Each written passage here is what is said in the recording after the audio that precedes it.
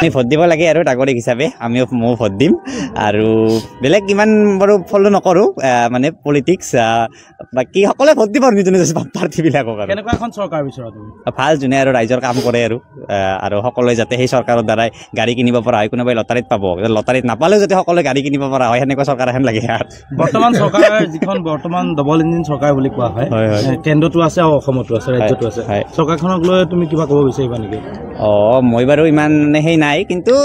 সেই আৰু মানুহবিলাখানে ভোট দিলেই হ'ল আৰু যা সকলোৰে নিজা নিজা পচন্দ আৰু মোৰ পচন্দৰ মই ভোট দিম কিন্তু ভোটটো দিব দিয়ক ভোটটো দিয়াটো মানে এটা কৰ্তব্য আৰু সেইটোৱে আৰু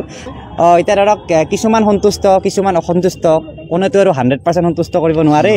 তো সেয়া আৰু হয়তো কিছুমানে বেছি সন্তুষ্ট কিছুমানে কম সন্তুষ্ট কিন্তু অলপ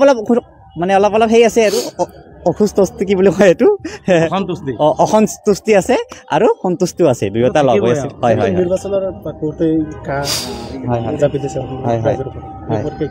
ইনফ্লুৱেঞ্চাৰ হিচাপে কি ক'বা হয় কাটো বাৰু আমি নামানো কেতিয়াও কাৰণ মানে সেই যিহেতু বিদেশী আহিব তো আমাৰ দেশত বিদেশী অহাটো আমি ছাপোৰ্ট নকৰোঁ কিন্তু